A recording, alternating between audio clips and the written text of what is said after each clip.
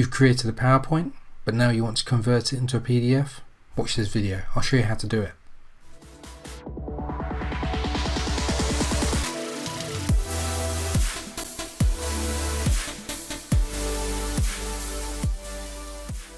So, there's two ways in which you can do this. I'm going to show you how to do it in both ways.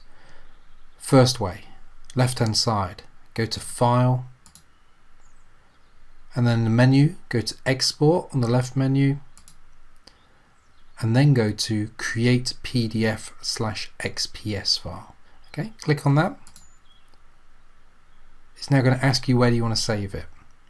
I'm going to go to my desktop. You can save it wherever you want. I've already created a folder here called PDF examples. I'm going to save it in there. I'll call it test 1. You can see the save as type is PDF. Okay, click publish, and now what it's done is created it and it's launched it straight away. There's my PDF. You can see both pages are available to be seen. Anyways, close that down. I told you that there's two ways of doing this, so let's show you the other way.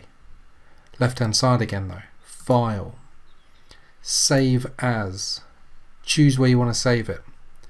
So again, I'm going to go to my desktop, got a folder called PDF examples, call it test 2. Now it saves as a PowerPoint presentation. We're going to change that, so in save as type, change it from PowerPoint presentation to PDF. Click on that, click save. It saved it. You can see it's launched it straight away. And if I show you the folder, so this is the folder I'm using, the PDF examples folder. You can now see that there's two different files in there, test 1, test 2. They're both PDF documents because of the symbol associated with them. It says on the right hand side as well. And that is how you turn a PowerPoint into a PDF.